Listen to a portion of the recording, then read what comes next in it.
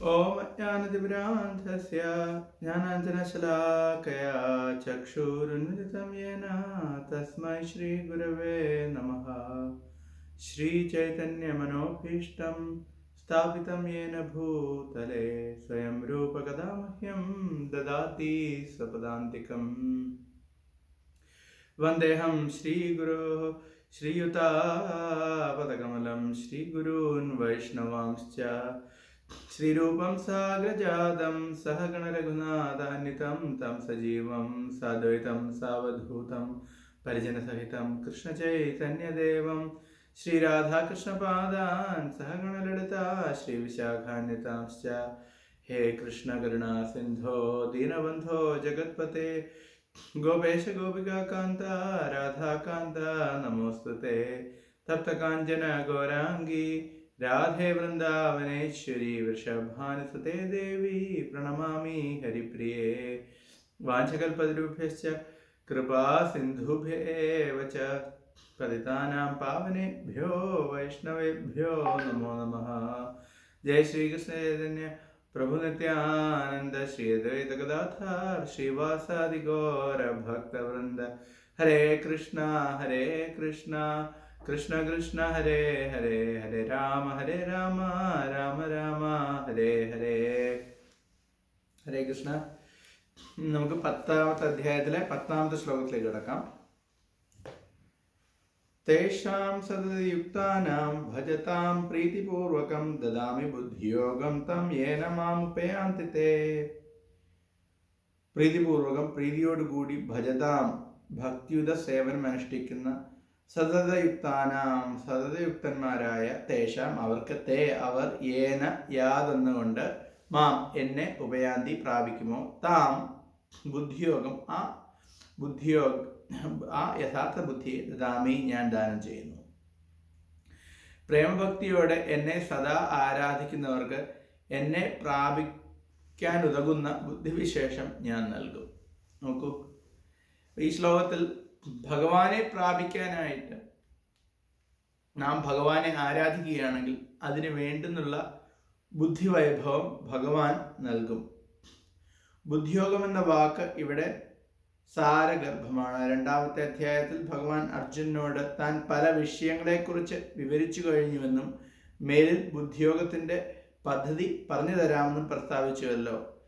ഇതിൽ ബുദ്ധിയോഗത്തെക്കുറിച്ചാണ് ഉപദേശിക്കുന്നത്. ബുദ്ധിയോഗം എന്നാൽ കൃഷ്ണാവബോധത്തോടെ ചെയ്യുന്ന പ്രവർത്തനമാണ്. അതാണ് ബുദ്ധിയുടെ അത്യുത്കൃഷ്ട നില. യോഗം എന്നത് സിദ്ധിവൈഭവമോ യോഗാത്മകമായ ഉയർച്ചയോ ആണ്. ഒരാൾ കൃഷ്ണസന്നിധിയിലേക്ക് അഥവാ സ്വഭവനത്തിലേക്ക് തിരിച്ചു പോകാൻ ഉദ്ദേശിച്ചുകൊണ്ട് കൃഷ്ണാവബോധമാർന്ന ഭക്തിപൂർവം ഭഗവത് സേവനത്തിൽ ഏർപ്പെടുന്നതാണ് ബുദ്ധിയോഗം. ഭൗതിക ലോകത്തിലെ ബന്ധനങ്ങളിൽ നിന്ന് മുക്തി നേടാൻ ഉതകുന്ന പ്രക്രിയയാണ് ബുദ്ധിയോഗമെന്നും പറയാം. പുരോഗതിയുടെ ആത്യന്തിക ലക്ഷ്യം കൃഷ്ണൻ തന്നെ. ജനങ്ങൾക്ക് അറിഞ്ഞുകൂടാ. അതിനാൽ ഭക്തന്മാരുടെയും വിശ്വാസ്യനായ ആധ്യാത്മിക ഗുരുവിൻ്റെയും സഹവാസം പ്രാധാന്യം അർഹിക്കുന്നു. കൃഷ്ണനാണ് തൻ്റെ പ്രാപ്യസ്ഥാനമെന്ന് ഒരാൾ അറിയണം. അതറിഞ്ഞു കഴിഞ്ഞാൽ ക്രമേണ ആ വഴിക്ക് നടന്ന് ലക്ഷ്യത്തിൽ എത്തിച്ചേരാം. ആദ്യം ഒരു കാര്യം മനസ്സിലാക്കേണ്ടത് ബുദ്ധിയോഗം എന്ന വാക്കിൻ്റെ അർത്ഥമാണ്. ഭഗവാൻ 2ാമത്തെ അധ്യായത്തിൽ ബുദ്ധിയോഗം എന്നുള്ള വാക്ക് ഉപയോഗിക്കുന്നുണ്ട്. അവിടെ ശ്രീല പ്രഭുപാദർ ബുദ്ധിയോഗത്തിനെ തർജ്ജമ ചെയ്യുന്നത് ഭക്തിയോഗമായിട്ടാണ്. അതിൽ ചിലർ സംശയം പ്രകടിപ്പിക്കാറുണ്ട്, എന്തുകൊണ്ടാണ് പ്രഭുപാദർ ബുദ്ധിയോഗത്തെ ഭക്തിയോഗം എന്ന് തർജ്ജമ ചെയ്യുന്നത് എന്ന്. അതാണ് ഇവിടെ പറയുന്നത്. എന്താണ്? ദദാമി ബുദ്ധിയോഗം ത്വാം യേന മാം ഉപയാന്തി. അപ്പോൾ യഥാർത്ഥത്തിലുള്ള ബുദ്ധിയോഗം, ബുദ്ധിവൈഭവം എന്ന് പറയുന്നത് ഭക്തിയോഗം തന്നെയാണ്, അല്ലെങ്കിൽ ഭക്തി ചെയ്യുവാനുള്ള ബുദ്ധി തന്നെയാണ്. അതുകൊണ്ടാണ് ഇവിടെ ദദാമി ബുദ്ധിയോഗം എന്ന് പറയാൻ കാരണം. അപ്പോൾ ബുദ്ധിയോഗം എന്ന് പറയുന്നത് ഭക്തിയോഗം തന്നെയാണ്.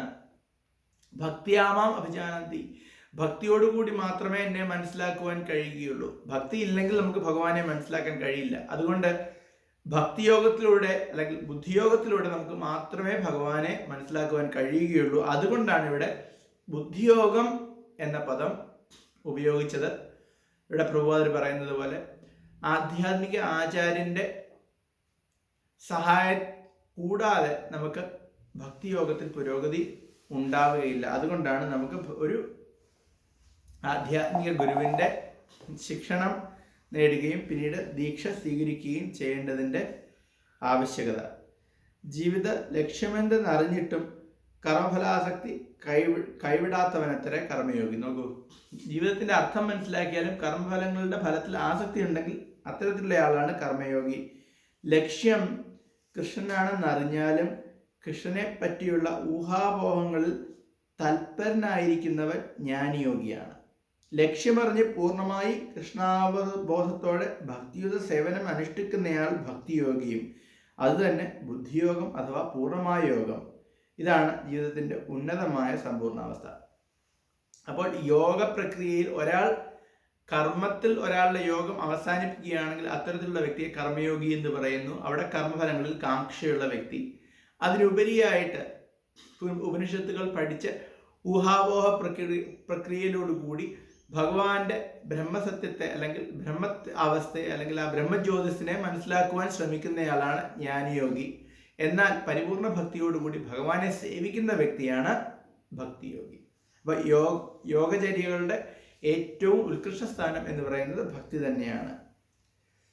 വിശ്വാസ്യനായൊരു ആധ്യാത്മിക ഗുരു ഉണ്ടായാലും ഒരു ആധ്യാത്മിക സംഘടന ഉൾപ്പെട്ടാലും ശരി, മുന്നേറാനുതകുന്ന ബുദ്ധിശക്തി ഒരാൾക്കില്ലെങ്കിൽ അയാൾക്ക് കൃഷ്ണൻ അന്തര്യാമിയായിരുന്ന ഉപദേശങ്ങൾ നൽകുന്നു. അങ്ങനെ ആ ഭക്തനും അവസാനം പ്രയാസം കൂടാതെ ഭഗവാനിൽ എത്തിച്ചേരുവാൻ ഇടവരുന്നു. നിരന്തരം കൃഷ്ണാവബോധത്തോടെ ജീവിക്കുകയും പ്രേമഭക്തിയോടെ കൃഷ്ണന്റെ സേവ ചെയ്യുകയുമാണ് ആവശ്യമായ യോഗ്യത. ഭക്തൻ കൃഷ്ണന് വേണ്ടി എന്തെങ്കിലും പ്രവൃത്തി ചെയ്യണം. അത് പ്രേമപൂർവമാവുകയും വേണം. ആത്മസാക്ഷാത്കാരത്തിന്റെ മാർഗത്തിൽ മുന്നോട്ട് പോകാൻ തക്ക ബുദ്ധിശക്തി ഇല്ലെങ്കിലും ഭക്തിപൂർവമായ ഭഗവത് സേവനത്തിൽ നിർവ്യാജം ഏർപ്പെട്ടുകൊണ്ടിരുന്നാൽ അയാൾക്ക് പുരോഗതിക്കും ഭഗവത് സന്നിധി പോകുന്നതിനുള്ള അവസരം കൃഷ്ണൻ നോക്കിക്കൊള്ളും. അപ്പോൾ ഒരു ഭക്തൻ നാമം ജപിക്കും. ഇത് കൂടാതെ ഒരു ഭക്തൻ തീർച്ചയായിട്ടും ഭഗവത് സേവനത്തിൽ ഏർപ്പെടണം. ചുരുക്കം പറയുകയാണെങ്കിൽ നമ്മുടെ ജീവിതത്തിൽ പല പല തിരക്കുകളുണ്ട്. ഒരാൾ ഫുൾ ടൈം ജോബ് ഉണ്ടെന്നിരിക്കട്ടെ, എങ്കിലും ആഴ്ചയിൽ ഒരിക്കൽ ഒരു സേവനമെങ്കിലും ഭഗവാന് ചെയ്യണം. അമ്പലത്തിൽ പോയിട്ട്, ഇസ്കോൺ അമ്പലത്തിൽ പോയിട്ട്, അല്ലെങ്കിൽ ഇസ്കോണിന്റെ മറ്റ് സെന്ററുകളിൽ പോയിട്ട് ആഴ്ചയിൽ ഒരിക്കലെങ്കിലും ഒരു സേവനമെങ്കിലും ചെയ്തിരിക്കണം. അതാണ് നമ്മളും ഭഗവാനുമായിട്ടുള്ള ആ സേവനത്തിലൂടെയുള്ള ബന്ധം. പലരും, എനിക്കിവിടെ പല ഭക്തന്മാരെ അറിയാം, അവർക്ക് വളരെ തിരക്കാണ്, അവർക്ക് കുടുംബമുണ്ട്, അവർക്ക് ജോലിയുണ്ട്, വളരെ തിരക്കാണ്. അങ്ങനെയാണെങ്കിൽ അവർ ആഴ്ചയിൽ ഒരിക്കൽ 1-2 സേവനങ്ങളിൽ ഏർപ്പെട്ടിരിക്കും. ഉദാഹരണത്തിന് ചില ഭക്തന്മാർ വന്ന് എല്ലാ ആഴ്ചയിലും പ്രസാദം വിതരണം ചെയ്യും. ചിലർ എല്ലാ ആഴ്ചയിലും അമ്പലത്തിൽ വന്നിട്ട് പ്രസാദം ഹോൾ വൃത്തിയാക്കും. ചിലർ ആഴ്ചയിൽ ഒരിക്കൽ വന്നിട്ട് വെജിറ്റബിൾ കട്ട് ചെയ്യും. ഇങ്ങനെ നാം ഭഗവാന് വേണ്ടിയിട്ട് എന്തെങ്കിലും എല്ലാ ആഴ്ചയിലും ചെയ്യണം. തീർച്ചയായിട്ടും നമ്മുടെ വീട്ടിൽ നമ്മൾ നൈവേദ്യം അർപ്പിക്കുന്നു, വിളക്ക് കൊളുത്തുന്നു, അല്ലെങ്കിൽ ആരതി ചെയ്യുന്നു. ഇതൊക്കെ ഇങ്ങനെ പല പ്രക്രിയകളിലും നമുക്ക് ഏർപ്പെടാൻ സാധിക്കുന്നുണ്ട്. എന്നാൽ ഇതിനുപരിയായിട്ട് നമ്മൾ അമ്പലത്തിൽ പോയിട്ട് എന്തെങ്കിലും സേവനത്തിൽ ഏർപ്പെടണം. അങ്ങനെ നാം ഭക്തിയിൽ മുൻപിലേക്ക് പോവുക, അങ്ങനെ ആധ്യാത്മിക ഗുരുവിനെ സ്വീകരിക്കുക, അങ്ങനെ ആ നാമജപം ഹരിനാമ ദീക്ഷ സ്വീകരിക്കുക. അതാണ് ആദ്യത്തെ ദീക്ഷയാണ് ഹരിനാമ ദീക്ഷ, അല്ലെങ്കിൽ ആദ്യത്തെ ഇനിഷ്യേഷൻ, ആദ്യത്തെ ദീക്ഷ. ആ പ്രക്രിയയിലൂടെ നമുക്ക് മുൻപിലേക്ക് പോകാൻ സാധിക്കും. അതിൽ നാം ആത്മാർത്ഥതയോടുകൂടി നാം ഭഗവാന്റെ അടുത്തേക്ക് പോവുകയാണെങ്കിൽ, ആത്മാർത്ഥതയോടുകൂടി നമ്മൾ മുന്നിലേക്ക് പോവുകയാണെങ്കിൽ, ഈ പറയുന്നത് പോലെ നമുക്ക് എന്തെങ്കിലും സംശയം ഉണ്ടാവുകയാണ് എങ്കിൽ ഭഗവാൻ തന്നെ ഉള്ളിൽ നിന്ന് നമുക്ക് തോന്നിച്ചുകൊള്ളൂ എന്താണ് ചെയ്യേണ്ടതെന്ന്. ചിലപ്പോൾ നമുക്ക് എന്താ ചെയ്യേണ്ടതെന്ന് അറിയില്ലെങ്കിൽ ഉള്ളിൽ നിന്ന് തന്നെ ഭഗവാൻ നമ്മെ സഹായിച്ചു എന്ന് വരും. അപ്പോൾ ചതുശ്ലോകി ഭഗവത്ഗീതയിലാണ് നമ്മൾ ഇപ്പോൾ. ചുരുക്കം പറഞ്ഞാൽ 9, 10, 8, 9, 10, 11 ഈ 4 ശ്ലോകങ്ങളാണ് ചതുശ്ലോകി ഭഗവത്ഗീത. 8 എന്താണ്? അഹം സർവസ്യ പ്രഭോ മത്ത സർവം പ്രവർത്തത ഇതി മത്വാ ഭജന്തേ മാം ബുധ ഭാവ സമന്വിത. അപ്പോൾ 8 സംബന്ധജ്ഞാനമാണ് ഭഗവാൻ നൽകുന്നത്. എന്താണ്? ഈ ജഗത്തിൻ്റെ അല്ലെങ്കിൽ ഈ ഭൗതിക ജഗത്തിൻ്റെയും അതുപോലെ തന്നെ ആധ്യാത്മിക ലോകത്തിൻ്റെയും ഉറവിടം, സ്രോതസ് ഭഗവാൻ തന്നെ. എന്നിട്ട് അതിൽ ആരാണോ അത് മനസ്സിലാക്കി ഭഗവാനെ ഭജിക്കുന്നത്, ഭഗവാന്റെ സേവനത്തിൽ ഏർപ്പെടുന്നത്, അങ്ങനെ ഉള്ളവർ ഭഗവാനെ പൂർണ്ണമായിട്ടും ആരാധിക്കുന്നു. ഇതാണ് 8. അപ്പോൾ ഭഗവാനും നമ്മളുമായിട്ടുള്ള സംബന്ധമാണ് ഇവിടെ പറയുന്നത്, ബന്ധം. പിന്നീട് 9 എങ്ങനെയാണ് ഭഗവാനെ സേവിക്കേണ്ടത് അതിൻ്റെ കൂടുതൽ അറിവ് നൽകുന്നു. അത് ഏറ്റവും ഉയർന്ന തരത്തിലാണ്. അതാണ് മച്ചിത്ത മദ്ഗത പ്രാണ ബോധേന്ദ പരസ്പരം കഥയന്തശ്ച മാം ഭക്തിയ പുഷ്യന്തിച്ച രമന്തിച്ച. ഭഗവാനെ വളരെ ശുദ്ധഭക്തന്മാരുടെ ചിന്ത എന്നിൽ കുടികൊള്ളുന്നു, അവരുടെ ജീവിതം തികച്ചും എൻ്റെ സേവനത്തിനായി സമർപ്പിതമായിരിക്കും. എന്നെക്കുറിച്ചുള്ള സംഭാഷണങ്ങളിൽ ഏർപ്പെട്ട് പരസ്പരം ബോധ ദീപ്തരാവുക വഴി അവർ സംതൃപ്തിയും ആനന്ദവും അനുഭവിക്കുന്നു. ഇതാണ് അഭിധേയം. അഭിധേയമാർഗം എന്ന് പറഞ്ഞാൽ അഭിധേയമാണ് മാർഗം. നമ്മൾ ഭഗവാനുമായിട്ടുള്ള ബന്ധം മനസ്സിലാക്കി കഴിഞ്ഞാൽ പിന്നീട് എന്താണ് മാർഗം, എന്താണ് ഭഗവാനെ സേവിക്കാനുള്ള ഭക്തി മാർഗം, അതാണ് 9ാമത്തെ ശ്ലോകത്തിൽ പറയുന്നത്. ഭഗവാനെ പറ്റി ചർച്ച ചെയ്യുക. എങ്ങനെയാണ് ഭഗവാനെ പറ്റി ചർച്ച ചെയ്യുന്നത്? ഭക്തന്മാരുടെ സംഘത്തിൽ. പിന്നീടോ, അപ്പോൾ ഭഗവാൻ എങ്ങനെയാണ് അത്തരത്തിൽ നാം ഭഗവാനെ സേവിക്കുകയാണെങ്കിൽ ഭഗവാൻ എങ്ങനെയാണ് നമ്മളെ സഹായിക്കുന്നത്, അതാണ് 10ാമത്തെ ശ്ലോകം നാം ഇപ്പോൾ ചർച്ച ചെയ്തത്. എന്താണ്? ദദാമി ബുദ്ധിയോഗം ത്വാം യേന മാം ഉപയാന്തിതേ. ഭഗവാൻ പറയുന്നത് ഞാൻ ബുദ്ധിയോഗം, ബുദ്ധി വൈഭവം നൽകിക്കൊള്ളാം എന്ന്. പെറുവാർ പറയുന്നുണ്ട്, ഭഗവാൻ നൽകുന്ന ബുദ്ധി എന്ന് പറഞ്ഞു കഴിഞ്ഞാൽ എങ്ങനെ ധനികരാകാം, അല്ലെങ്കിൽ സാമ്പത്തികമായിട്ടുള്ള ഉന്നമനമോ അല്ലെങ്കിൽ ഭൗതികമായിട്ടുള്ള ഉന്നമനങ്ങൾക്കോ വേണ്ടിയുള്ള ബുദ്ധിയല്ല ഭഗവാൻ നൽകുന്നത്. എന്താണ്? ഏന മാം ഉപയാന്തിത്തെ. ആ ബുദ്ധി ഉപയോഗിച്ച് നമുക്ക് ഭഗവാന്റെ അടുത്തേക്ക് പോകാൻ കഴിയും. അതുകൊണ്ടാണ് ബുദ്ധിയോഗവും ഭക്തിയോഗവും ഒന്ന് തന്നെയാണ്. അതാണ് 2ാമത്തെ അധ്യായത്തിലും ബുദ്ധിയോഗത്തിന് ഭഗവാൻ പ്രഭുവാർ തർജ്ജമ ചെയ്യുന്നത് ഭക്തിയോഗമായിട്ടാണ്. ആ ബുദ്ധിയോഗമാണ് ഇവിടെ പറയുന്നത്, ബുദ്ധിയോഗം. ഏന മാം ഉപയാന്തിത്തെ. അടുത്തത് 11ാമത്തെ ശ്ലോകം. ഈ ചതുശ്ലോകത്തിൻ്റെ അവസാനത്തെ ശ്ലോകമാണ്. ഇവിടെയും ഭഗവാൻ എങ്ങനെയാണ് നമ്മെ സഹായിക്കുക എന്ന് 11ാമത്തെ ശ്ലോകത്തിലും ഭഗവാൻ പറയുന്നു. അല്ലെങ്കിൽ ഇതും പ്രയോജനമാണ്. ആദ്യം സംബന്ധം, പിന്നീട് അഭിധേയം, പിന്നീട് പ്രയോജനം. സംബന്ധം എന്ന് പറഞ്ഞു കഴിഞ്ഞാൽ നമ്മളും ഭഗവാനുമായിട്ടുള്ള ബന്ധം. അഭിധേയം എന്ന് പറഞ്ഞു കഴിഞ്ഞാൽ പദ്ധതി, എന്ത് പദ്ധതിയിലൂടെയാണ് നമുക്ക് ഭഗവാനെ സേവിക്കാൻ കഴിയുക, ഭക്തിയോഗം, അതാണ് അഭിധേയം. പ്രയോജനം എന്ന് പറഞ്ഞു കഴിഞ്ഞാൽ അതുകൊണ്ട് നമുക്ക് എന്ത് പ്രയോജനം ലഭിക്കുന്നു. അപ്പോൾ വൈദിക ജ്ഞാനത്തിന് ഈ 3 വശങ്ങളാണുള്ളത്: സംബന്ധം, അഭിധേയം, പ്രയോജനം. അപ്പോൾ കൃഷ്ണ സംബന്ധം, ഭക്തി, അഭിധേയം, പ്രേമ, പ്രയോജനം. ഇതാണ് ചൈതന്യ മഹാപ്രഭു പറഞ്ഞു നൽകിയിരിക്കുന്നത്. എന്താണ്? കൃഷ്ണ സംബന്ധം, ഭക്തി, അഭിധേയം, പ്രേമ, പ്രയോജനം.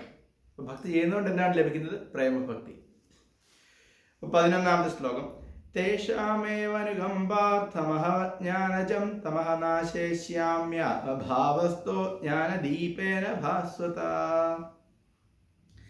തേഷാം ഏവ, അവരുടെ തന്നെ അനുകമ്പാർത്ഥം, അനുകമ്പ കാണിക്കുവാൻ വേണ്ടി, അഹം, ഞാൻ, ആത്മഭാവസ്ഥ, അഹം, ഞാൻ, ഭഗവാൻ പറയാണ് ഞാൻ എങ്ങനെയുള്ള ആളാണ്? ആത്മഭാവസ്ഥ, സ്വന്തം ഹൃദയത്തിലിരുന്ന്, ഭാസ്വിത. ഭാസ്വിത എന്ന് പറഞ്ഞു കഴിഞ്ഞാൽ ജ്വലിക്കുന്നു, തിളങ്ങുന്നു, ഭാസ്വിതനാകുന്നു. ജ്ഞാനദീപേന, ജ്ഞാനദീപത്താൽ, അജ്ഞാനജം തമഹ, അജ്ഞാനത്താൽ ജനിതമായ തമസ്സിനെ നാശയാമി, നശിപ്പിക്കുന്നു. ഭഗവാൻ പറയുകയാണ്, ഭഗവാൻ എല്ലാവരുടെയും ഹൃദയത്തിൽ കുടികൊള്ളുന്നുണ്ട്. ആ ഭഗവാൻ നാം ഭക്തിയുത സേവനത്തിൽ ഏർപ്പെടുമ്പോൾ നമ്മുടെ ഹൃദയത്തിലുള്ള ആ തമസ്സിനെ, എന്ത് തമസ്സാണ്? അജ്ഞാനജമായിട്ടുള്ള തമസ്സിനെ, അജ്ഞാനം മൂലമുള്ള തമസ്സിനെ ഭഗവാൻ ഇല്ലാതാക്കുന്നു, നശിപ്പിക്കുന്നു.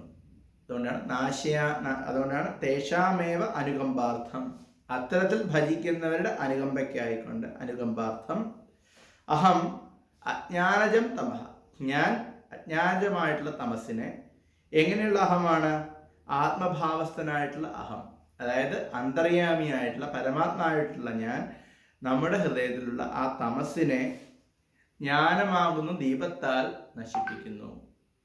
ഇതാണ് ഭഗവാന്റെ അടുത്തേക്ക് പോകാനായിട്ട് ഭഗവാൻ എങ്ങനെയാണ് നമ്മളെ സഹായിക്കുന്നത്? ഇത്തരത്തിലാണ് ഭഗവാൻ നമ്മെ സഹായിക്കുന്നത്. നമ്മുടെ ഹൃദയത്തിലുള്ള അജ്ഞാനം മൂലമുള്ള അന്ധകാരത്തെ ഇല്ലായ്മ ചെയ്യുന്നു.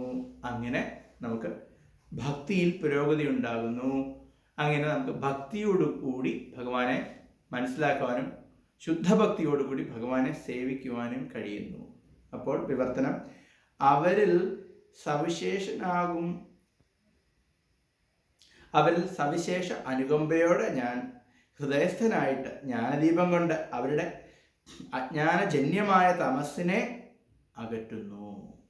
ഭാവാർത്ഥം: ചൈതന്യ മഹാപ്രഭു വാരണാസിയിൽ താമസിച്ച് ഹരേ കൃഷ്ണ കൃഷ്ണ കൃഷ്ണ ഹരേ ഹരേ, ഹരേ രാമ രാമ രാമ ഹരേ ഹരേ എന്ന മന്ത്രം ഉദ്ഘോഷിച്ച് നടക്കെ ആയിരക്കണക്കിന് ആളുകൾ അദ്ദേഹത്തെ അനുഗമിച്ചു. അക്കാലത്ത് ബനാറസിൽ വലിയ സ്വാധീന ശക്തി ഉണ്ടായിരുന്ന പ്രകാശാനന്ദ സരസ്വതി എന്ന മഹാപണ്ഡിതൻ ശ്രീ ചൈതന്യ മഹാപ്രഭുവിനെ ഒരു വികാരജീവിയാണെന്ന് പറഞ്ഞ് പരിഹസിച്ചു. തത്വജ്ഞാനികളെന്ന് പറയുന്നവർ പലപ്പോഴും ഇങ്ങനെ ചെയ്യാറുണ്ട്. ഭക്തന്മാരിൽ മിക്കവരും അജ്ഞാനത മനസ്സിൽപ്പെട്ടവരും വൈജ്ഞാനികരുമായി വെറും ബാലന്മാരും വികാരഭരിതരുമാണെന്നും അവർ കരുതുന്നു. അത് ശരിയല്ല. ഭക്തരുടെ സിദ്ധാന്തങ്ങൾ നിരത്തിവെച്ച അനേകം മഹാപണ്ഡിതന്മാരുണ്ട്. ഇത്തരം കൃതികളുടെയോ ആധ്യാത്മിക ഗുരുവിൻ്റെയോ സഹായം നേടാൻ കഴിഞ്ഞില്ലെന്ന് വരികിലും നിർവ്യാജമായ ഭഗവത് ഭക്തിയുത സേവനത്തിൽ ഏർപ്പെട്ടുകൊണ്ടിരുന്നാൽ അയാൾക്ക് സ്വഹൃദയസ്ഥനായ കൃഷ്ണൻ തന്നെ സഹായത്തിനെത്തും. ഏത് വിധത്തിലും കൃഷ്ണാവബോധം ലഭിച്ച നിർവ്യാജ ഭക്തന് ഞാൻ ലഭിക്കാതെ വരില്ല. തികഞ്ഞ കൃഷ്ണാവബോധത്തോടെ ഭക്തിയുത സേവനത്തിൽ ഏർപ്പെടുക എന്നതാണ് ഏക യോഗ്യത. വിവേചന ബുദ്ധി ഉപയോഗിക്കാതെ ശുദ്ധജ്ഞാനം ഉണ്ടാവില്ലെന്ന് ആധുനിക തത്വജ്ഞാനികൾ കരുതുന്നുണ്ട്. ഇതിന് ഭഗവാൻ തന്നെ ഈ ശ്ലോകത്തിൽ ഉത്തരം നൽകുന്നു. വിദ്യാഭ്യാസമോ വൈദിക പ്രമാണങ്ങളെപ്പറ്റി വേണ്ടത്ര അറിവോ ഇല്ലാത്തവർക്ക് പോലും ശുദ്ധ ഭക്തിപൂർവം സേവിക്കുന്നതിനാൽ തൻ്റെ സഹായം ലഭിക്കുമെന്ന് ഭഗവാൻ അരുളി ചെയ്യുന്നു. ഇത് നാം ആദ്യം മനസ്സിലാക്കേണ്ട ഒരു കാര്യമാണ്. എന്താണ്? ജ്ഞാനമല്ല ഭക്തിയുടെ അടിസ്ഥാനം, മറിച്ച് ഭക്തിയാണ് ജ്ഞാനത്തിൻ്റെ അടിസ്ഥാനം. ഇത് വളരെയധികം തെറ്റിദ്ധാരണ ഉളവാക്കുന്ന ഒരു വസ്തുതയാണ്. സാധാരണ ആളുകൾ വിചാരിക്കും ഭൗതികമായിട്ടുള്ള യോഗ്യതയാണ് ഭക്തിയുടെ അടിസ്ഥാനമെന്ന്, അല്ലെങ്കിൽ ജ്ഞാനമാണ് ഭക്തിയുടെ അടിസ്ഥാനമെന്ന്. എന്നാൽ അങ്ങനെയല്ല. ഭാഗവതത്തിൽ ആദ്യത്തെ സ്കന്ധത്തിൽ തന്നെ പറയുന്നുണ്ട്, വാസുദേവേ ഭഗവതി ഭക്തിയോഗ പ്രയോജിത ജനേത്യാശു വൈരാഗ്യം ജ്ഞാനം ച യത് അഹൈതുകം. എന്താണ്? വാസുദേവേ ഭഗവതി ഭക്തിയോഗ പ്രയോജിത. ഭഗവാനായിട്ടുള്ള വാസുദേവനിൽ എപ്പോഴാണോ ഭക്തി ഉളവാകുന്നത്, വാസുദേവേ ഭഗവതി ഭക്തിയോഗ പ്രയോജിത, അപ്പോഴെന്താണ്? ജനേത്യാശു, അപ്പോൾ തന്നെ. ആശു എന്ന് പറഞ്ഞു കഴിഞ്ഞാൽ അപ്പോൾ തന്നെ, പെട്ടെന്ന്, ഞൊടിയിടയിൽ. ആശു വൈരാഗ്യം ജ്ഞാനം ച യത് അഹൈതുകം. ഭഗവാനിൽ ഭക്തി സിദ്ധിക്കുകയാണെങ്കിൽ രണ്ട് കാര്യങ്ങളാണ് അതിനുശേഷം സംഭവിക്കുക. ഒന്ന് ജ്ഞാനം, രണ്ട് വൈരാഗ്യം. അപ്പോൾ സാധാരണ നമ്മൾ ചിന്തിക്കുന്നത് നേരെ മറിച്ചാണ്. ജ്ഞാനവും വൈരാഗ്യവും ഉണ്ടെങ്കിൽ നമുക്ക് ഭക്തി സിദ്ധിക്കും എങ്കിൽ ഇതിന് നേരെ വിപരീതമാണ്. ഒരാൾക്ക് ഭക്തി ലഭിച്ചാൽ മാത്രമേ യഥാർത്ഥത്തിലുള്ള ജ്ഞാനവും യഥാർത്ഥത്തിലുള്ള വൈരാഗ്യവും ലഭിക്കുകയുള്ളൂ. അതുകൊണ്ടാണ് ഈ ഭാവാർത്ഥത്തിൽ പറഞ്ഞതുപോലെ ചൈതന്യ മഹാപ്രഭു ബനാറസിൽ, കാശിയിൽ പോയി. ചൈതന്യ മഹാപ്രഭു കാശിയിൽ പോയപ്പോൾ കാശിയിൽ ആ കാലത്ത് മുഴുവൻ ശങ്കരാചാര്യരുടെ അനുയായികളായിട്ടുള്ള സന്യാസി വര്യന്മാർ മാത്രമായിരുന്നു ഉണ്ടായിരുന്നത്. ആ സന്യാസിമാരിൽ ഏറ്റവും പ്രമുഖനായിരുന്നു ശ്രീ പ്രകാശാനന്ദ സരസ്വതി.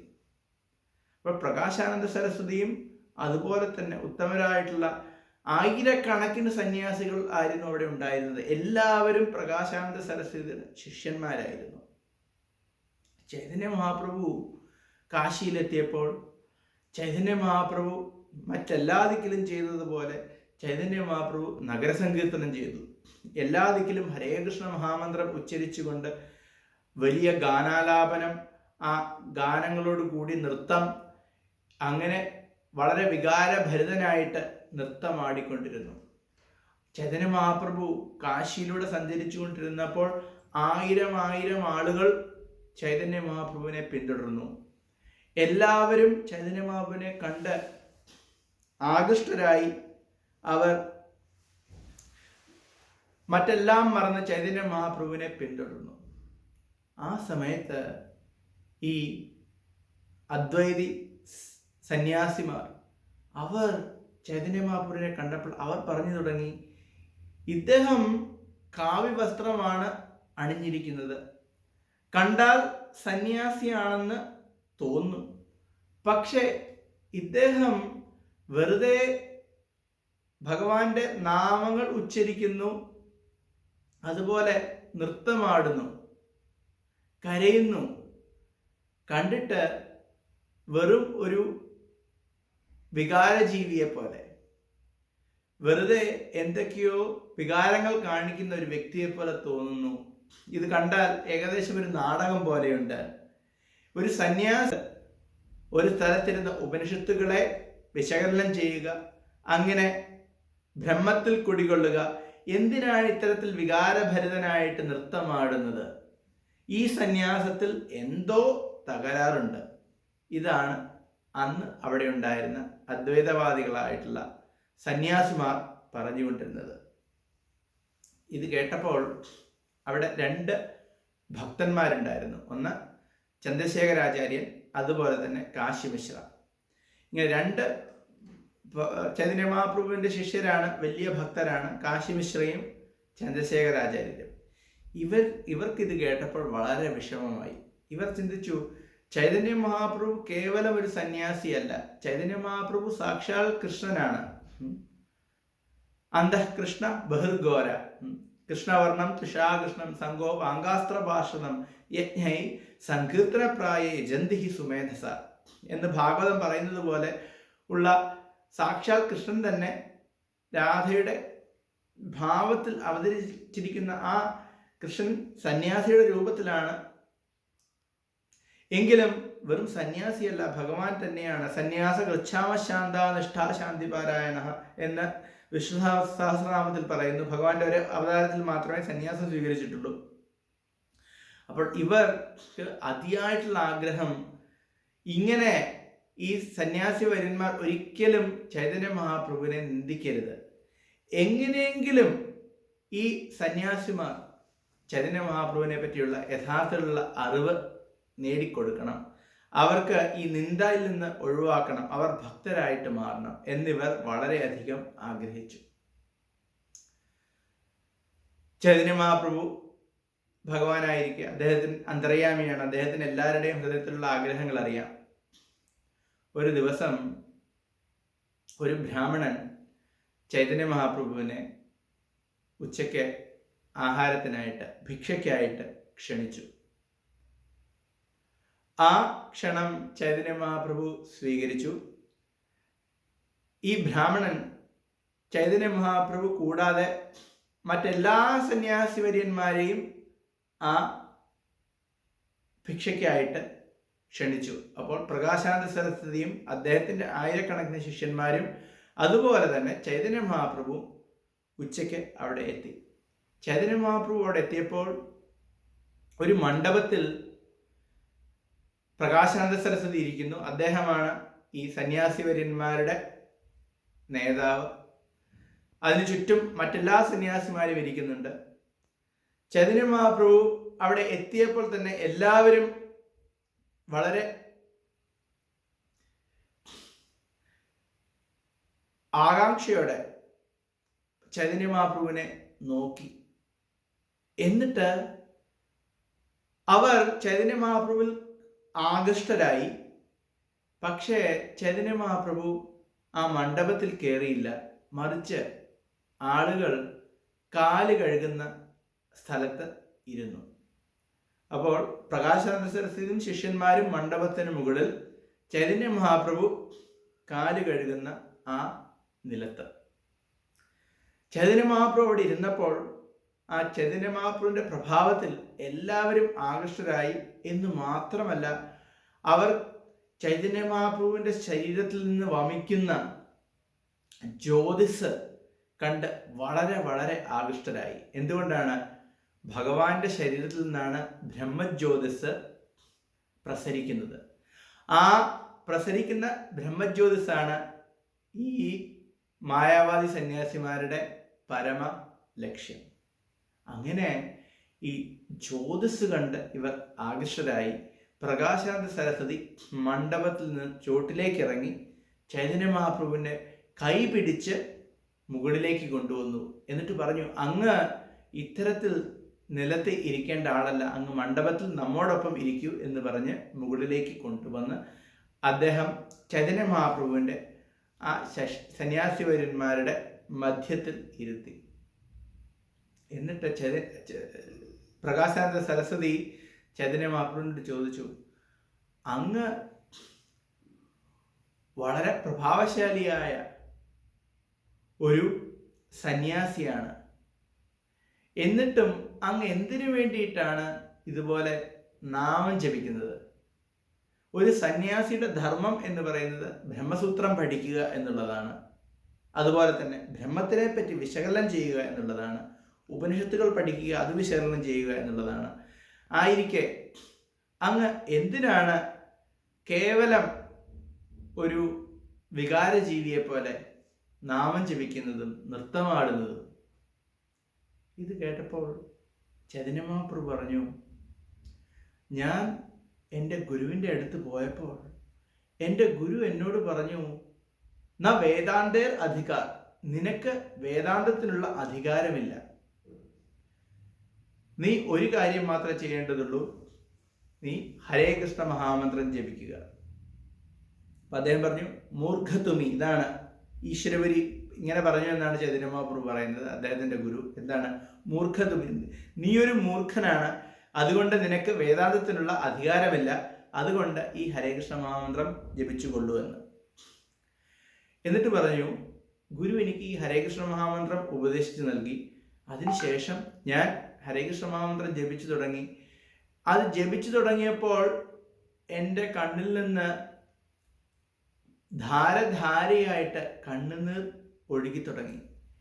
എൻ്റെ ശരീരത്തിന് മുഴുവൻ രോമാഞ്ചമുണ്ടായി. എനിക്ക് ഗദ്ഗതവും രോമാഞ്ചവും എൻ്റെ ശരീരത്തിന് മുഴുവൻ പലവിധത്തിലുള്ള പരിണാമങ്ങളും ഉണ്ടായി. അങ്ങനെ ഞാൻ നാമം ജപിച്ചു തുടങ്ങി, ഞാൻ നൃത്തമാടി തുടങ്ങി. ഞാൻ ഒരു ഭ്രാന്ത് പിടിച്ച വ്യക്തിയെ പോലെയായി. ആ അവസ്ഥയിൽ ഞാൻ എൻ്റെ ഗുരുവിൻ്റെ അടുത്ത് പോയിട്ട് പറഞ്ഞു, ഞാൻ ഈ നാമം ജപിക്കുമ്പോൾ ഞാനൊരു മത്തനായിട്ട് മാറുന്നു, ഞാനൊരു ഭ്രാന്ത് പിടിച്ച മതോത്സുകനായിട്ട് മാറുന്നു എന്ന്. ഇത് കേട്ടപ്പോൾ എൻ്റെ ഗുരു ചൈതന്യ മഹാപ്രഭു പറയാണ്, എൻ്റെ ഗുരു എന്നോട് പറഞ്ഞു, ഈ നാമജപത്തിൻ്റെ യഥാർത്ഥത്തിലുള്ള ലക്ഷ്യം, യഥാർത്ഥത്തിലുള്ള സിദ്ധി നിനക്ക് ലഭിച്ചു കഴിഞ്ഞു. ആ ഉന്മാദം എനിക്കും ലഭിക്കണം. എന്നിട്ട് ഒരു ശ്ലോകം ഉദ്ധരിച്ചു ഭാഗവതത്തിലെ 11ാമത്തെ സ്കന്ധത്തിൽ നിന്ന്. എന്താണ്? ഏവം വ്രതപ്രിയ സ്വനാമകീർത്തിയ ജാതാനുരാഗോ ഹസചിത്ത ഉച്ചൈ ഹസത്യതോരോദതിരൗദികായ തുന്മാദവൻ നൃത്യതി ലോകബാഹ്യ. ഇതാണ് പ്രേമാവസ്ഥയിലുള്ള ഒരാളുടെ നാമം ജപം. എന്താണ്? ഏവം സ്വപ്രിയ നാമകീർത്തിയ, ഇപ്രകാരം സ്വപ്രിയ നാമകീർത്തിയ, വളരെ പ്രിയനായിട്ടുള്ള ആ ഭഗവാന്റെ പ്രിയനാമങ്ങൾ ജപിച്ചിട്ട് നാമകീർത്തിയ. ജാത അനുരാഗോ, ഒരാളുടെ ഉള്ളിൽ അനുരാഗം ഉദിച്ചിരിക്കുന്നു. എന്നിട്ടോ ഹസചിത്ത ഉച്ചൈ, വളരെ ഉച്ചത്തിൽ ചിരിക്കുന്നു. പിന്നീടോ രോദതി രൗദികായതി, ചിലപ്പോൾ ചിരിക്കുന്നു, ചിലപ്പോൾ കരയുന്നു, ചിലപ്പോൾ പാടുന്നു, ചിലപ്പോൾ നൃത്തമാടുന്നു. ഉന്മാദവൻ നൃത്യതി ലോകബാഹ്യ. എങ്ങനെയാണ് നൃത്തമാടുന്നത്? ഉന്മാദവൻ, ഉന്മാദവത് എന്ന് പറഞ്ഞാൽ ഒരാൾക്ക് ഉന്മാദം പിടിച്ച് ഒരാളെ പോലെ നൃത്തമാടുന്നു, ജപിക്കുന്നു, പാടുന്നു. ലോകബാഹ്യ എന്ന് പറഞ്ഞു കഴിഞ്ഞാൽ ലോകരെ പറ്റി ചിന്തിക്കാതെ, ലോകരെന്ത് കരുതുന്നു എന്ന് ചിന്തിക്കാതെ പൂർണ്ണമായിട്ടും ആ നാമത്തിൽ ഉൾക്കൊണ്ട് ഉന്മാദം പിടിച്ച ഒരു വ്യക്തിയെ പോലെ ആ പ്രേമഭക്തൻ ചിലപ്പോൾ കരയുന്നു, ചിലപ്പോൾ ചിരിക്കുന്നു, ചിലപ്പോൾ പാടുന്നു, ചിലപ്പോൾ നൃത്തമാടുന്നു. ഇത് കേട്ടപ്പോൾ പ്രകാശാനന്ദ സരസ്വതിയും കൂട്ടരും ഒന്ന് ഞെട്ടിപ്പോയി. എന്താണ് ഇത്രയ്ക്ക് വൈഭവമുള്ള ബ്രഹ്മജ്യോതിസ് പ്രസരിപ്പിക്കുന്ന ഒരു സന്യാസിയെ കണ്ടിട്ടില്ല. ഈ സന്യാസിയുടെ പ്രഭാവം അവരെ വളരെ ആകൃഷ്ടരാക്കി. ഈ സന്യാസിക്ക് എല്ലാം അറിയാം എന്നവർക്ക് മനസ്സിലായി.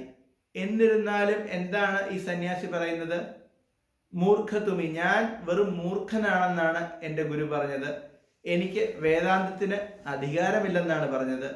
ഇത് കേട്ടപ്പോൾ അവർക്ക് ഞെട്ടലായി. എന്താണ്? നമ്മളെല്ലാവരും വേദാന്തം അറിയുന്നു, വേദാന്തം മാത്രമേ ചർച്ച ചെയ്യുന്നുള്ളൂ. എന്നാൽ എൻ്റെ മുൻപിലിരിക്കുന്ന ഈ സന്യാസി വര്യന് വേദാന്തത്തിനുള്ള അധികാരമില്ലെന്നോ? എന്താണ് ഇവിടെ സംഭവിക്കുന്നത്? അപ്പോൾ ചൈതന്യ മഹാപ്രഭു ചോദ്യങ്ങൾ ചോദിച്ചു. ചൈതന്യ മഹാപ്രഭുവിനോട് ചോദിച്ചു, എന്താണ് ഇതൊക്കെ? അപ്പോൾ ഇവർ കുറച്ച് എളിമയോടുകൂടി സംസാരിക്കുവാൻ തുടങ്ങി. ആരെ? പ്രകാശാനന്ദ സരസ്വതിയും കൂട്ടരും കുറച്ച് എളിമയോടുകൂടി സംസാരിക്കാൻ തുടങ്ങി. എന്തുകൊണ്ടാണ് എളിമയോടുകൂടി സംസാരിക്കാൻ തുടങ്ങിയത്? ഈ ചൈതന്യ മഹാപ്രഭു ഇത്രയ്ക്ക് പ്രഭാവശാലിയാണ്, ആയിട്ടും വളരെ എളിമയോടുകൂടി, വളരെ വിനയത്തോടുകൂടി ആണ് സംസാരിച്ചത്. വേദാന്തത്തിന് അധികാരമില്ലെന്ന് സ്വയം പറയുന്നു. അപ്പോൾ ചൈതന്യ മഹാപ്രഭു ചോദിച്ചു, നിങ്ങൾ എന്താണ് പറയുന്നത്? പരമമായ സത്യത്തിന് രൂപമില്ല, നാമമില്ല, ലീലകളില്ല, ഗുണങ്ങളില്ല എന്നൊക്കെയാണല്ലോ നിങ്ങൾ പറയുന്നത്. എന്നാൽ ഉപനിഷത്തുകൾ തന്നെ അങ്ങനെയല്ലല്ലോ പറയുന്നത് എന്ന് ചൈതന്യ മഹാപ്രഭു ചോദിച്ചു. ചൈതന്യ മഹാപ്രഭു ശ്വേതശ്വേതാര ഉപനിഷത്തിൽ നിന്നൊരു ശ്ലോകം ഉദ്ധരിച്ചു. എന്നിട്ട് പറഞ്ഞു, അപാണിപാദോ ജവനോ ഗ്രഹീത പശ്യത്യ ചക്ഷുസ്ഥ ശൃണോത്യ കർണ.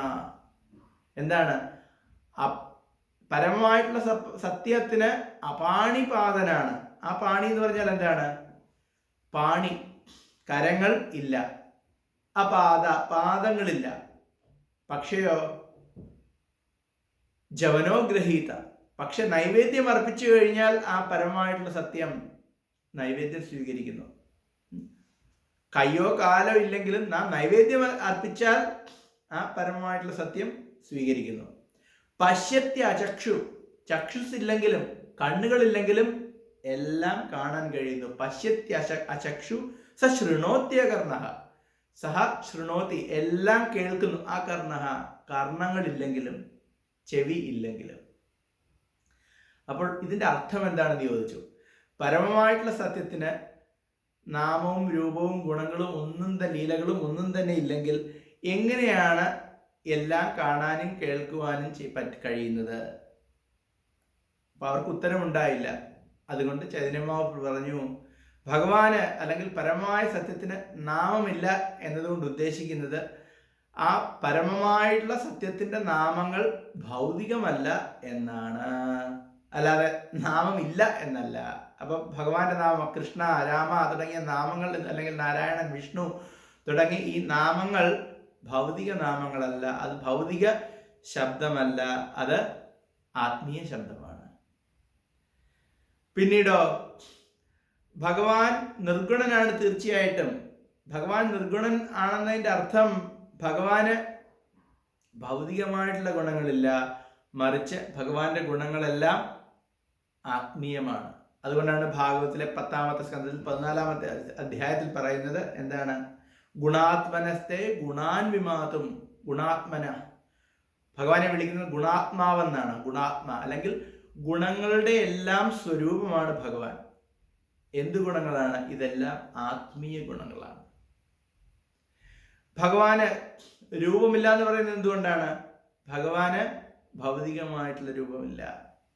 ഭഗവാൻ അവതരിക്കുമ്പോൾ നമ്മുടെ നഗ്ന നേത്രങ്ങൾ കൊണ്ട് ഭഗവാന്റെ സച്ചിദാനന്ദ സ്വരൂപത്തെ കാണുവാനുള്ള അവസരം നൽകുന്നു എന്ന് മാത്രം. പക്ഷെ ഭഗവാന് ഭൗതികമായിട്ടുള്ള രൂപമില്ല. ഭഗവാന്റെ രൂപം സച്ചിദാനന്ദമാണ്. നമ്മുടെ രൂപം എന്ന് പറയുന്നത് മജ്ജ, മാംസം, ത്വക്ക്, എല്ല് തുടങ്ങിയവ കൊണ്ട് സൃഷ്ടിക്കപ്പെട്ടത്. എന്നാൽ ഭഗവാന്റെ രൂപം സച്ചിദാനന്ദ സ്വരൂപം. നമ്മുടെ കർമ്മങ്ങൾ എന്ന് പറയുന്നത് നമ്മൾ കർമ്മത്തിന് അകപ്പെട്ടിരിക്കുന്നു. എന്നാൽ ഭഗവാനോ നമേ കർമാണിലും ബന്ധി ന കർമ്മ ഫലേ സ്പൃഹ. ഭഗവാൻ കർമ്മങ്ങൾക്ക് അതീതനാണ്. ഭഗവാന്റെ കർമ്മങ്ങളിൽ ലീല എന്ന് പറയുന്നു.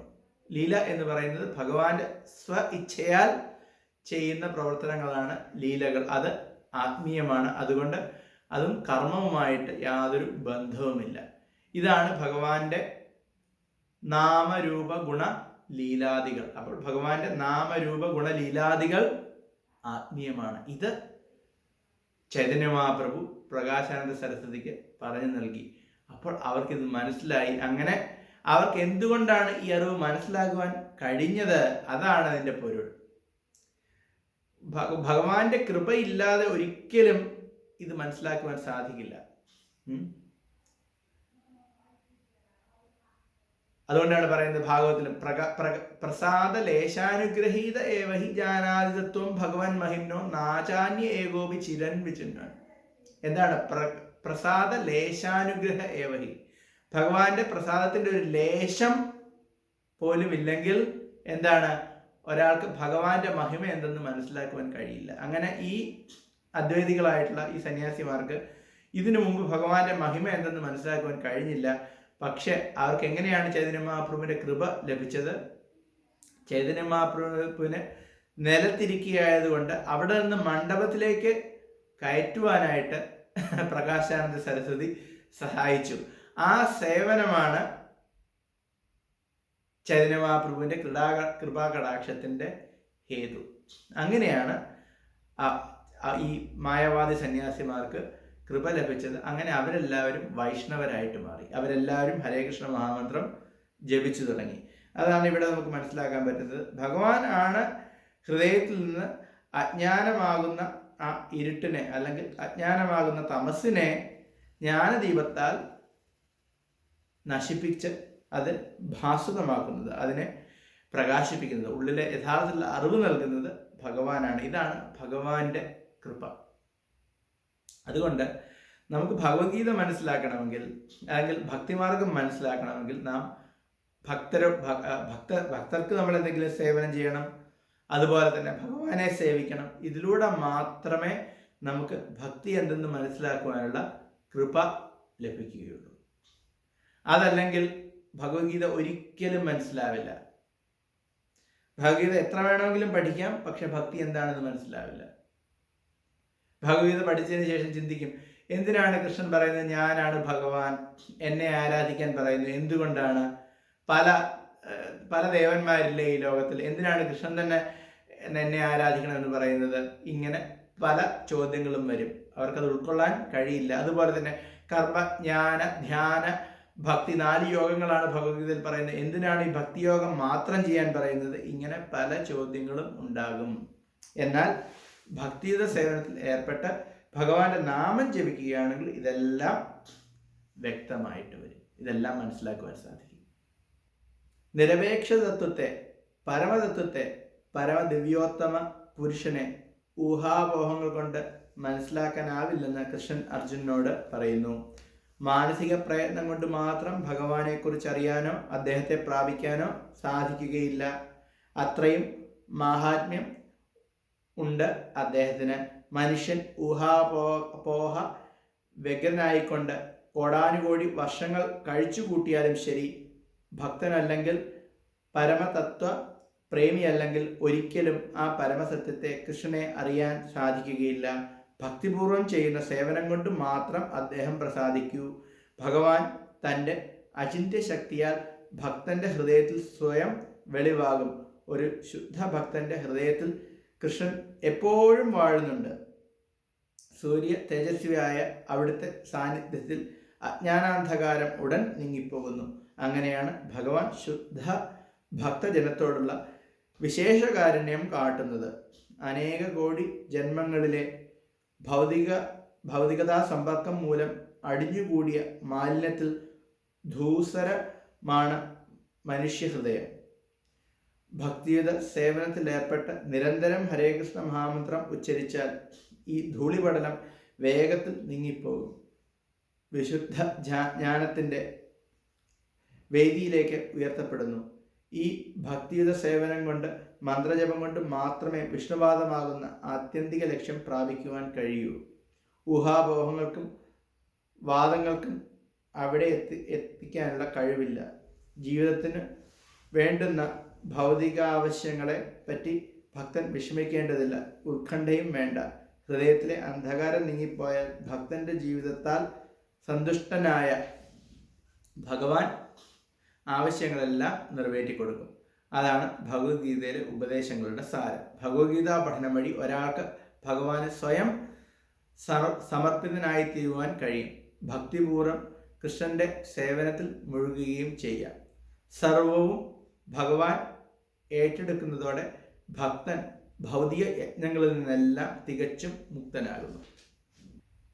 അടുത്ത ശ്ലോകങ്ങളിലേക്ക് കിടക്കാം. 12ഉം 13ഉം വളരെ പ്രധാനമായിട്ടുള്ള ശ്ലോകങ്ങളാണ് ഇതൊക്കെ. അർജുന ഉവാച പരം ബ്രഹ്മ പരം ധാമ പവിത്രം പരമം ഭവാൻ പുരുഷം ശാശ്വതം ദിവ്യമാദിദേവമജം വിഭും ആഹുസ്ത്വാം ഋഷയഃ സർവേ ദേവർഷിർനാരദസ്തഥാ അസിതോ ദേവലോ വ്യാസ സ്വയം ചൈവ ബ്രവീഷിമേ. അർജുന ഉവാച, അർജുനൻ പറഞ്ഞു. ഇതിപ്പോ അർജുനൻ കൺക്ലൂഷനാണ് ഇവിടെ. എന്താണ്? പരം ബ്രഹ്മ, ഭഗവാനെ പറ്റി പറയാണ്. അങ്ങ് ആരാണ്? പരം ബ്രഹ്മ, പരമമായ ബ്രഹ്മവും. പരം ധാമ, പരമമായ ധാമവും. പരമം പവിത്രം, പരമമായ പാവനത്വവും. ഭവാൻ അസി, ഭവാൻ ആകുന്നു. ത്വാം, അങ്ങനെ. ശാശ്വതം, ശാശ്വതനും. ദിവ്യം, ദിവ്യനുമായ. പുരുഷം, പുരുഷനെന്നും. ആദിദേവം, ആദിദേവനെന്നും. അജം, ജനനരഹിതനെന്നും. വിഭു, സർവോന്നതൻ എന്നും.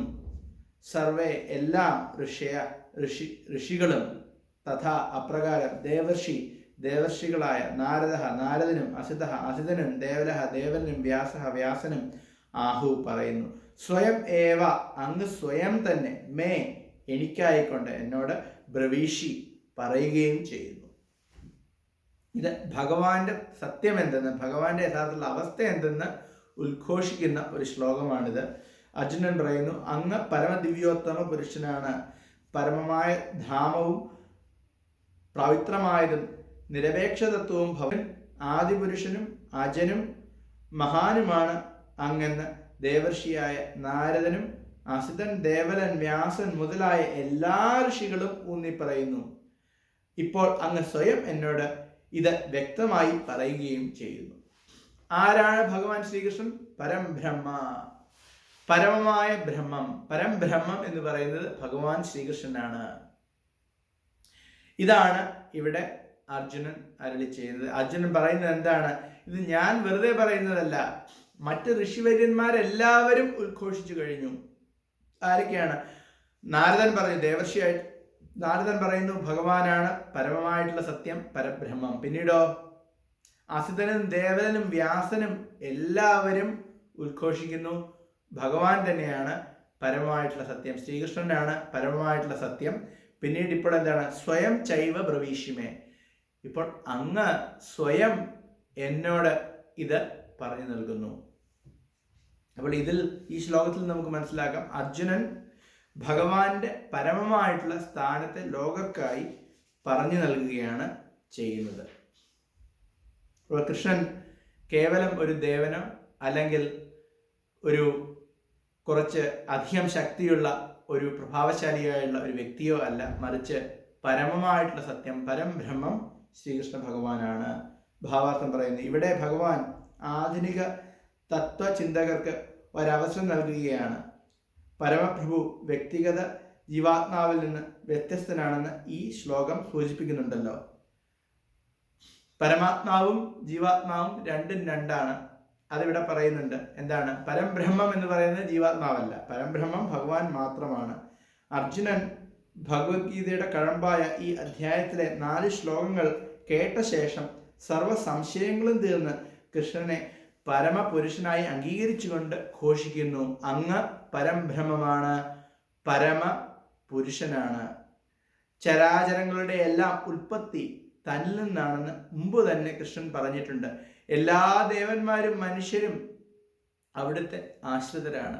മനുഷ്യരും ദേവഗണങ്ങളും അജ്ഞാനം കൊണ്ട് തങ്ങൾ പരമപുരുഷനായ ഭഗവാനിൽ നിന്ന് വിഭിന്നരാണെന്നും സ്വതന്ത്രരാണെന്നും വിചാരിക്കുന്നു. ഭഗവത് സേവന പ്രക്രിയയാൽ ആ അജ്ഞാനം നീങ്ങിപ്പോകുന്നെന്ന് കൃഷ്ണൻ മുൻ ശ്ലോകത്തിൽ പറഞ്ഞു. ഇപ്പോൾ കൃഷ്ണന്റെ കനിവ് മൂലം അർജുനൻ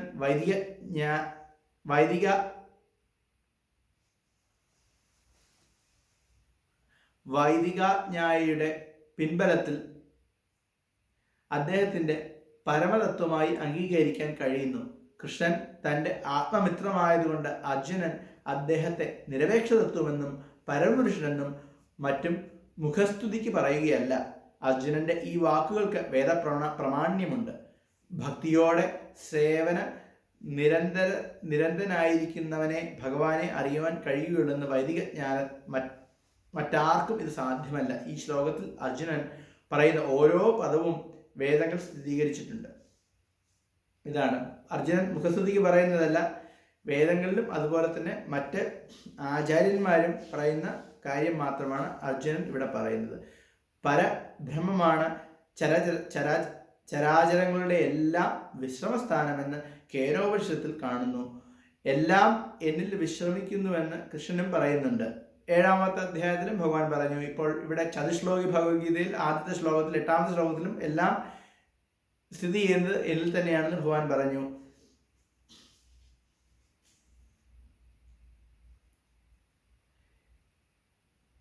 എല്ലാറ്റിനും വിശ്രമസ്ഥാനമായ പരമപുരുഷനെ സാക്ഷാത്കരിക്കാൻ നിരന്തരം അദ്ദേഹത്തെ സ്മരിക്കുമെന്നവർക്കേ സാധിക്കൂ എന്ന് മുണ്ടൂകോപനിഷത്ത് ചൂണ്ടിക്കാണിക്കുന്നു.